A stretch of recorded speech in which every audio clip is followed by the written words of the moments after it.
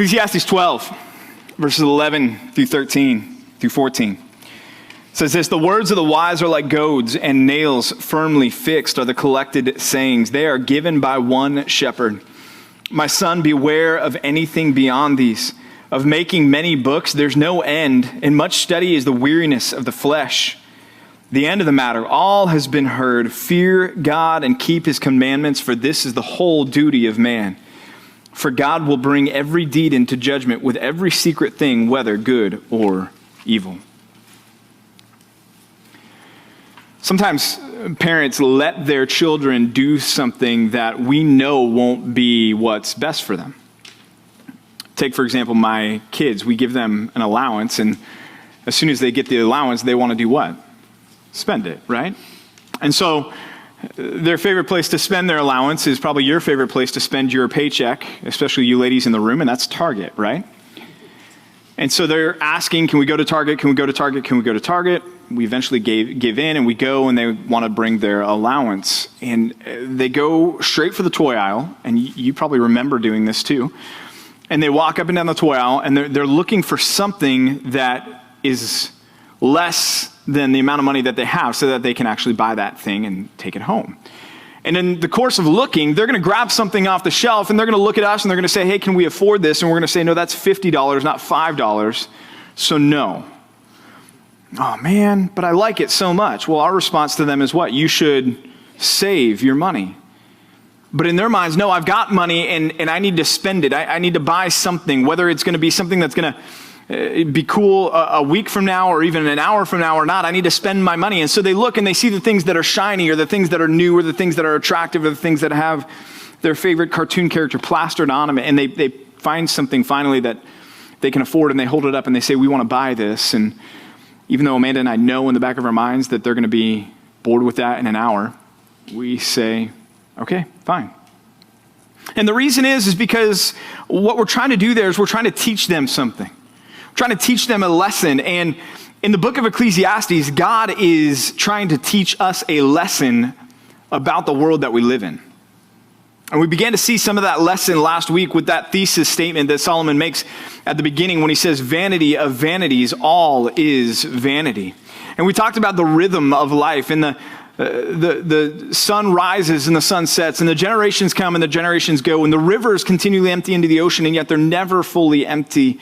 And we talked about how it's this unbreakable cycle that we find ourselves in, and that you're not going to be any different than the generations that have come before you. In fact, Solomon says a generation comes and a generation goes. And it was this statement, this opening to the book that begins to teach us this lesson about how we should look at the world. And then the follow-up question, which is, if the world is simply vanity of vanities, how should we live our lives in light of that?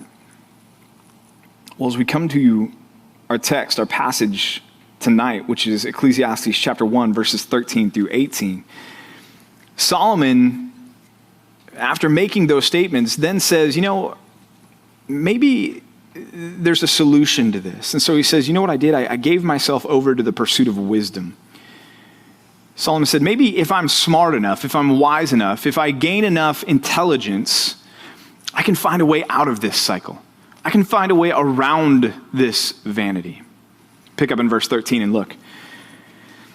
Solomon says, I applied my heart to seek and to search out by wisdom all that is done under heaven. It is an unhappy business that God has given to the children of man to be busy with. I've seen everything that's done under the sun, and behold, all is vanity and striving after the wind. What is crooked cannot be made straight, and what is lacking cannot be counted. I said in my heart, I have acquired great wisdom, surpassing all who were over Jerusalem before me. And my heart has had great experience of wisdom and knowledge. And I applied my heart to know wisdom and to know madness and folly. I perceive that this also is but a striving after wind. For in much wisdom is much vexation, and he who increases knowledge increases sorrow. Solomon's conclusion after saying, well, maybe wisdom can be the solution, is this: wisdom is not the solution. Wisdom can't solve the problem.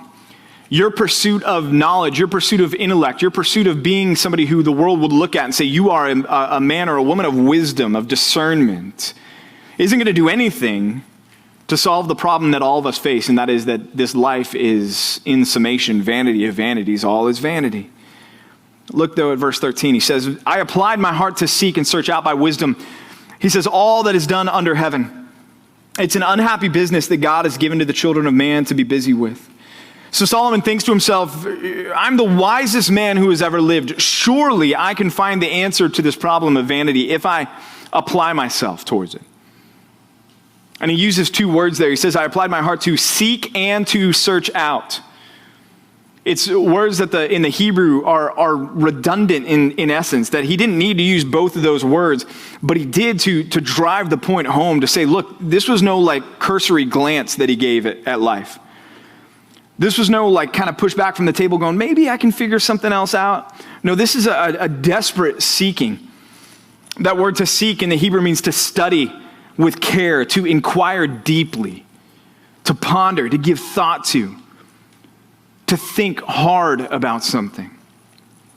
And then the word to search out, because he says, I set myself to seek and to search out, means to explore, to search widely, to look under every stone, to try to find the answer. Solomon says, I did that. And notice the scope of his search. How widely did he search? He says, all that is done under heaven. All that is done under heaven. And that pretty much encompasses what? Everything, right? Solomon's saying, I looked at all there is in life. And I sought with the wisdom that I have to try to find a loophole to this vanity, to this futility, to this meaninglessness. And I looked everywhere, and I looked intently at everything, and my conclusion is that it's vanity. And you might think to yourself, well, did he really look everywhere? Isn't that a little bit hyperbolic? Yeah, sure, it is. But remember who's writing this. The king of Jerusalem at the time, Solomon, who was the most powerful king on the planet Earth at the time that he wrote this. Really, there was nothing that he couldn't obtain, nothing that he couldn't find out, nothing that he couldn't discover. This isn't somebody with the same limitations that you and I have. This isn't somebody who was sitting there thinking to themselves, well, if only I could experience this, if only I could do this, if only I could buy this, if only I could know this, then maybe I would be happy. But I've got these barriers in place here that I can't overcome. So there's still a chance that happiness is out there, but I just won't know. No, this is Solomon. This is the man who could have said, this is what I want, and he would have had all of his servants in the kingdom looking for it, to obtain it for him, to bring it to him, to say, will this satisfy you? And that's what Solomon is saying. I sought for it. I searched for it. I explored. I looked far and wide to try to figure out the answer to this problem of vanity. And we're going to look at that more in detail next week on specifically what was he entertaining? What did he pursue? What was he looking for? Where was he looking? But right now, what was his conclusion? Look at verse 13 again, the second half. This is a staggering statement that Solomon makes here. It is an unhappy business. What is? Searching for satisfaction, for joy, for meaning, for purpose, for fulfillment. That's the business that Solomon is talking about here. It's an unhappy business to look for satisfaction, joy, purpose, and fulfillment that who has given to the children of man to be busy with? God. It's an unhappy business, this longing for satisfaction under the sun that God has given to mankind to be busy with. Unhappy. Unhappy. That's a sterilized version of what the Hebrew says. The Hebrew word there means it's malicious, harmful, injurious. Is God malicious towards us? No, and that's why we chose a part of the range of meaning that doesn't apply a sinful action to the Lord. But it's a grave word, right? It's not just unhappy. It's a miserable business that God has given to us. To try to look for satisfaction, look for happiness, look for joy, look for hope, look for purpose, look for meaning under the sun. And again, this isn't something that Satan has given to you. This isn't something that even is a product of you yourselves. This is something that God has given to us. Solomon says, I looked everywhere. for happiness. I looked everywhere for satisfaction. I looked everywhere for purpose, for meaning. I looked everywhere so that I could avoid the conclusion that vanity of vanities, all is vanity. And Solomon says, I couldn't find it. And beyond that, what I came to find is that this is a miserable business that God has given to the children of man. See, your discouragement with this world, your disappointment, your lack of satisfaction from this world is from God. Look at verse 16. He says, I said in my heart. He says, he's thinking to himself. Solomon's giving us a glimpse into his own thought life here. I've acquired great wisdom. I've surpassed all who were over Jerusalem before me. And my heart has had great experience of wisdom and knowledge. And I applied my heart to know wisdom and to know madness and even to know folly. And I perceive that this also is but a striving after the wind. It's vanity. For in much wisdom is much vexation. And he who increases knowledge increases sorrow. That word vexation is a discontentment, an anger, Solomon is coming to the conclusion of. He's frustrated over this now. He's frustrated, he's in angst, he's in turmoil over the reality that this world will not, cannot satisfy you. And he's gotten to the point where he's looked at everything in this world, and as we will see as the book continues to unfold, he's seeing that so much of this world just doesn't make sense. That human wisdom can't sort it out. And he says, you know what that results in? It made me angry. You guys have seen the news today, right? Kobe Bryant, 41 years old, and his 13-year-old daughter, and one of her friends, and her two parents, and 4 other crewmen on the helicopter crashed, and all 9 died. That doesn't make sense from a human wisdom point of view. If you try to find out, okay, why did that happen? Here's a guy that was a phenomenal basketball player, had an incredible career, was loving his kids well, raising his daughter, taking this 13-year-old daughter. She was going to these basketball games with him, sitting courtside at the Lakers games, meeting all these superstars. She was having a promising career in front of her. And then the helicopter that I'm sure they had ridden on dozens of times before crashes, and they're all dead and they're gone. And if you rely on this world's frame of understanding and mind frame and mindset to try to wrap your minds around that, you know where it's going to leave you? It's going to leave you vexed over that, frustrated over that, angry at that.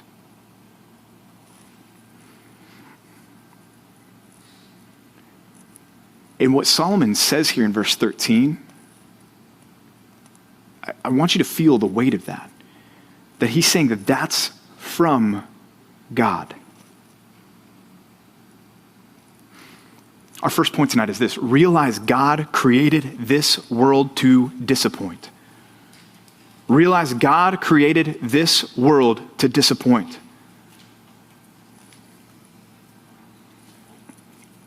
Let me explain that and unpack that a little bit, because your creationist mind bells might be going off right now, and if they are, good, I'm glad. Did God create a broken and imperfect and fallen world? Did God create that world? No, he didn't, right? Because we know in Genesis, after he creates Adam, he steps back and he looks at everything and he says, what? It's what? Very good, yes? So God did not create the world broken or corrupt. Okay, we've established that. But let me ask you another question. Did God create the world knowing the fall was going to happen? Yes, he did. If he didn't, he's not God, because he's not omniscient. God created the world knowing the fall was going to happen. Now let me ask you another question. Did God create the Garden of Eden with the intention that it would be the perfect and eternal dwelling place of man? Was it God's intention that Eden would be the perfect and eternal dwelling place of man? No. No. Because God created Adam and Eve knowing the fall was going to happen, knowing that they would be banished from the Garden of Eden. And the Garden of Eden, in reality, is not the new heavens and the new earth where we are going to spend eternity with God. And so the Garden of Eden was where he created Adam and Eve and put them in it, but it was simply a scene on the grand stage of God's unfolding sovereign plan. And in this unfolding sovereign plan, God created the world sovereign over this. In other words, he was never out of control. It's not as though God created foreknowing that Eve would take of the fruit, but it was her own free will that she took of the fruit. No, that's garbage. That limits God. God created the world sovereignly ordaining, decreeing that Eve was going to eat from the tree of the knowledge of good and evil, that the fall was going to happen, that the curse was going to happen, and that you and I are living in a world now where Kobe Bryant and his 13-year-old daughter die in a helicopter crash, and it makes us angry and frustrated. And Solomon is saying that's from God. And the fact that you are frustrated because your dreams have not worked out the way that you want them to, that you don't have the career lined up that you want to have, that you're not in the school that you want to be at, that your GPA is not the GPA that you want to have, that your job is not the job that you want to have, that your parents' marriage is not the marriage that you want them to have, that your car is not the car that you want to drive, that your bank account doesn't have enough zeros at the end of it. See, that reality in which you now live, that your person grates against because you say, I don't like that and I don't want that. Solomon is saying, that's God doing that.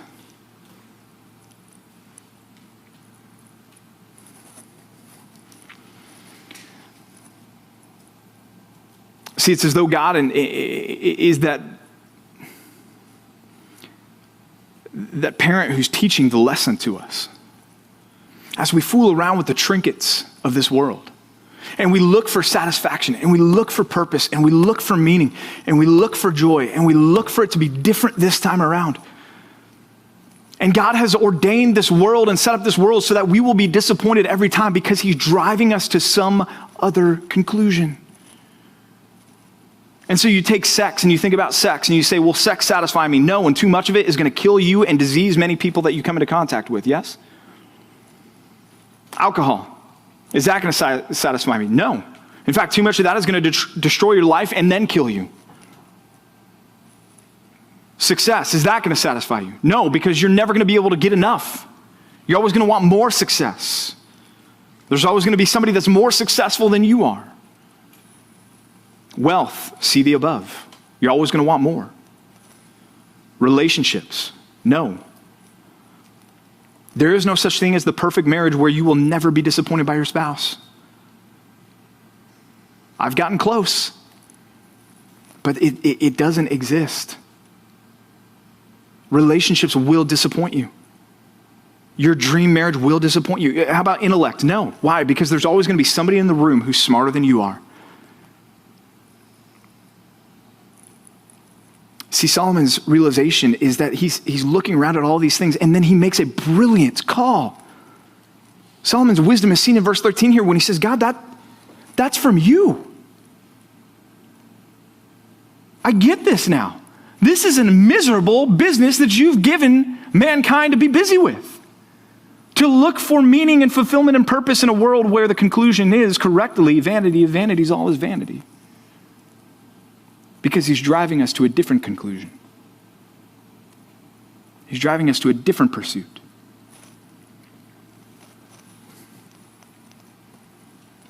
Solomon says, after this is an unhappy business that God has given to us, he says this, he says, I've seen everything that's done under the sun, and behold, all is vanity and a striving after the wind. God has created a world to lead you to that conclusion. He's created a world to disappoint you because he does not want you to be satisfied with this world. Remember the question of chapter 1, verse 3? He says, what does a man gain from all the toil at which he toils under the sun? All the work at which he works, what does he gain from that? And the answer is implied what? Nothing. There's nothing left over at the end of that. I mean, to put it in very stark and cold and applicable terms right now, you consider Kobe Bryant's legacy and wealth, and how is that benefiting him right now? Nothing. Not one iota. And you think to yourself, well, his legacy is benefiting his wife. Yeah, we're not talking about his wife, we're talking about him. Well, his wealth is benefiting his family. We're not talking about his family, we're talking about him. Well, his reputation in the NBA, statues and arenas will be named out. We're not talking about any of that. We're talking about him. And none of that matters to him right now. What does a man gain after all the toil at which he toils? Nothing. Solomon's supporting that conclusion in verse 14 when he says, look, I've looked everywhere. I've considered it all, and it's but striving after the wind. You say, wow, isn't that kind of hyperbolic again? Yeah, it is, but at the same time, we're 3,000 years removed from when Solomon wrote that, and it still rings true, doesn't it? We still have yet to find the discovery that says, here's lasting happiness and success. And you know that because if somebody had actually found that, it'd be marketed everywhere.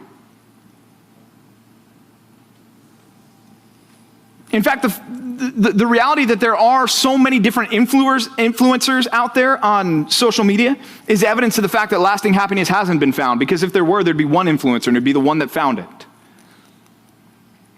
But instead, there's millions of competing voices out there that are saying, hey, come follow me because I've got the key to happiness. It's over here. So we're 3,000 years removed, and yet the same thing rings true to us. At least it should, right? And yet so many times we have the I'll be different mindset. We sit here and you sit here and you listen to me and you're like, yeah, whatever, fine, that's fine, pastor, whatever. But yeah, you're a pastor and you believe this stuff, and I'm going to be different. My life is different. And I know friends who have experienced this, that, or the other thing, and they're happy. And I would say, I don't know how happy they really are, but I would also challenge you and say that's the arrogance of your pride getting in the way of the message that God is trying to teach you. And that's our second point tonight is this. Stop fighting that message. Stop fighting what God is teaching you. By bouncing from one thing that promises to satisfy to another thing that promises to satisfy to another thing that promises to satisfy to another thing that promises to satisfy. Just stop. Stop fighting it and get to the conclusion that Solomon made when he said, look, God has given us this world to disappoint us. He's given us a miserable pursuit to look for satisfaction under the sun. You're not going to find it. And so stop fighting that. Remember what Solomon said when we think that we're going to be different. Remember in Ecclesiastes 1, 4-9, this cycle, a generation goes and a generation comes, but the earth remains forever. The sun rises and the sun goes down, and then it hastens around again to the place where it rises. The wind blows to the south, and then it comes around and blows to the north, and around goes the wind, and on its circuits, the wind just comes back again. All streams, they run to the sea, but the sea is never full to the place where the streams flow. There they flow again and again and again. The stream is never empty. All things are full of weariness. A man cannot utter it. The eye is never satisfied with seeing, nor the ear filled with hearing. What has been is what will be, and what has been done is what will be done, and there's nothing new under the sun. It was the message that God was teaching people 3,000 years ago. It's the message that he's teaching us today. It's the same. God wants you to see the world as disappointing, unfulfilling, and futile. That is one of the key components of the message that God is teaching you during your time here on this earth. He is teaching you, he is instructing you, he is showing you, he is demonstrating for you that this world is disappointing. Some of you know that so well. And see, here's the thing. It's not that God looks at us and looks at our desire for satisfaction in the world and goes, man, that is too much. Tone down the desires. No, he looks at our desires for satisfaction in the world and he goes, are you kidding me? That's all you want? That's not going to work. That's not going to satisfy you. C.S. Lewis put it this way. He says, it would seem that our Lord finds our desires not too strong, but too weak. We are half-hearted creatures fooling around with drink and sex and ambition when infinite joy is offered us. Like an ignorant child who wants to go on making mud pies in a slum because he cannot imagine what is meant by the offer of a holiday at sea. We are far too easily pleased. And the problem is that pleasure that pleases us so easily doesn't last. And it leaves us wanting more and more and more and more.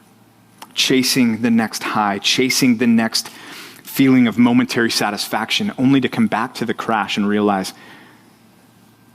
this world can't satisfy me. Depression is on the rise amongst people your age. Skyrocketing. And I'm not surprised, because we live in a world where social media and everything else is throwing at you every single promise under the sun of how you can be satisfied.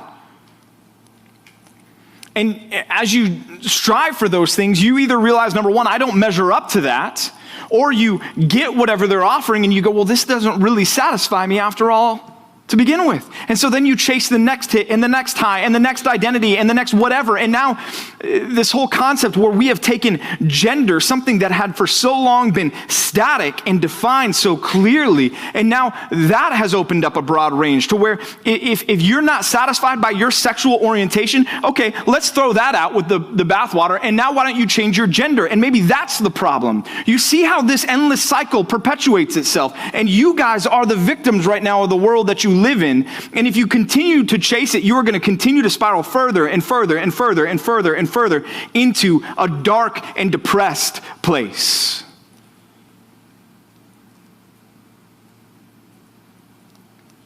See, Satan is more than willing to grab you when you're discouraged with this world and disappointed with the world and take your conclusions towards himself.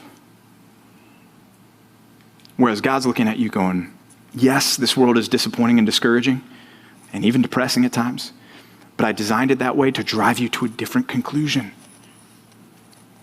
And so what are you doing with God's message? What are you doing with what God is teaching you? Are you still fighting it? Are you still saying, no, but I can find satisfaction here?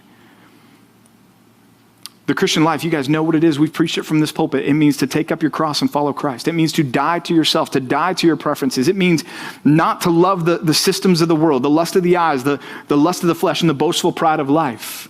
It means to reject those things. It means to say, what the world offers me, as fleeting as that pleasure may be, no, I'm not going to do it because God has called me to holiness. And yes, that is hard, but y'all, it is so much better than the alternative. Maybe your life has been great so far. Maybe you're listening to all this going, Pastor PJ, I don't know what you're talking about. I'm not depressed. I don't even follow people on social media, which is probably why you're not depressed. My life is great. My parents are great. I live in a great house. I've got a good job. I know what my plan is, what my ambitions. All my ambitions are lining up. All of the dominoes are falling right into place for me. I'm not discouraged. And my message to you, and I think Solomon's message to you as well, would be this: wait. Because you will be. Something will happen. You will be brought into a collision course with the brokenness of this world. You will lose someone. A relationship will go south. You'll get a diagnosis that comes back and says that you have cancer, and you'll be 20 years old going, wait a minute, that doesn't happen to people like me. Your parents' marriage will all of a sudden disintegrate before your eyes. See, suffering in this life is inevitable. And the way we are wired is to try to seek out freedom from pain, sorrow, want, or annoyance.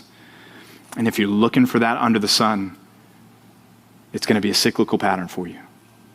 One that you're not going to be able to break out of. He says it's attempting to strive after the wind to do that. Have you ever tried to chase down the wind and catch it?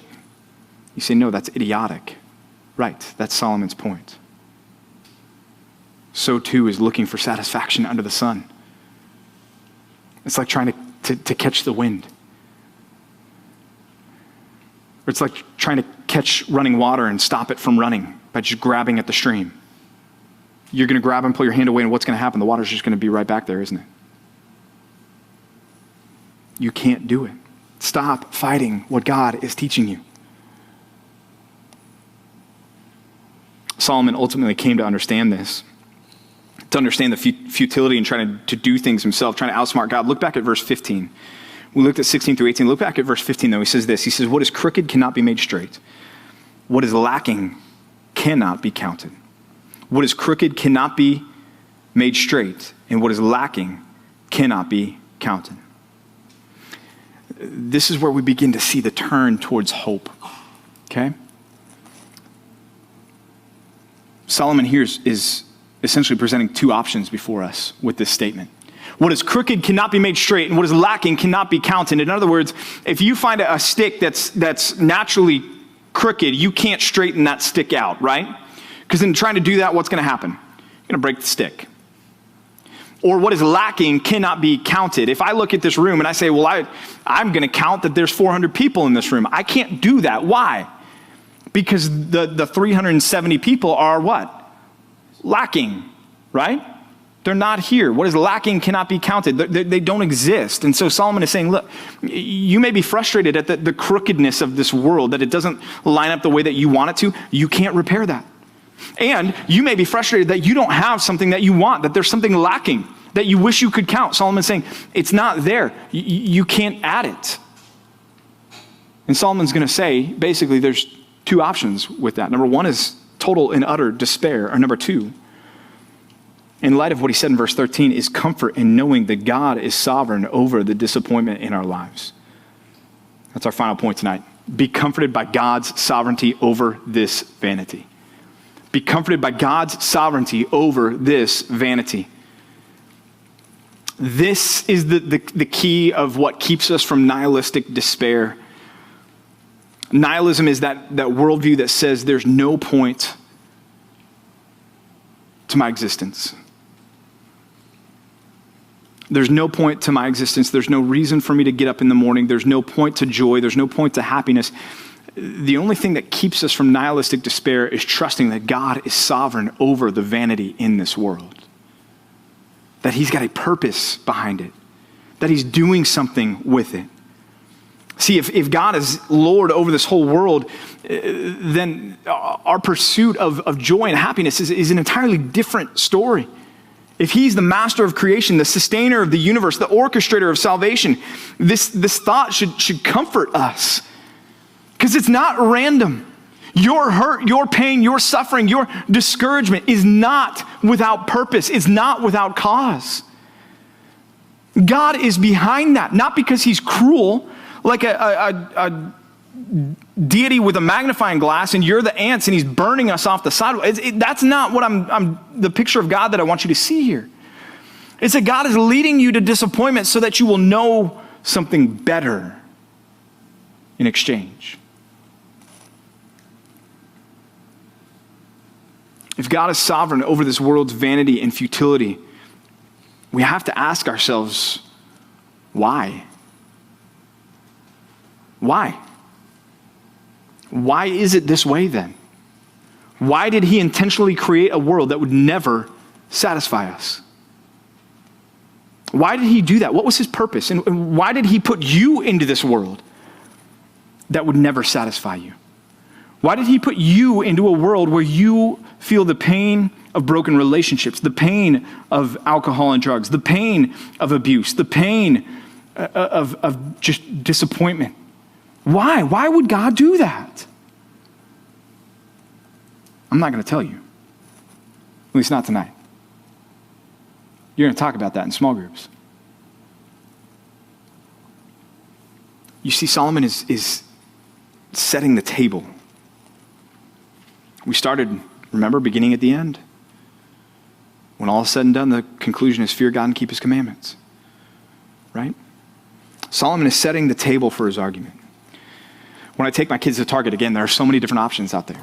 I want this, I want that, I want this, I want that. And I sit there, and part of this is because I've learned by experience that when I tell them, no, you don't really want that because you're not going to like it, it doesn't work. They look at me and they go, yeah, no, I do. It's going to be what? It's going to be different this time. And then they buy it, and then they go and they check out, and they get in the car. And before we even get home, the thing that they bought is on the floor of the car, and they don't care about it anymore. Why? Because it didn't satisfy. It didn't measure up to their expectations. Y'all, that's us in this world. And the Bible tells us, Solomon tells us, Ecclesiastes tells us, that's not without purpose. That God created and set up this world to do exactly that for a reason. The task before you tonight, this week, and really honestly for your lives, is to ask and answer the question, why? Let's pray.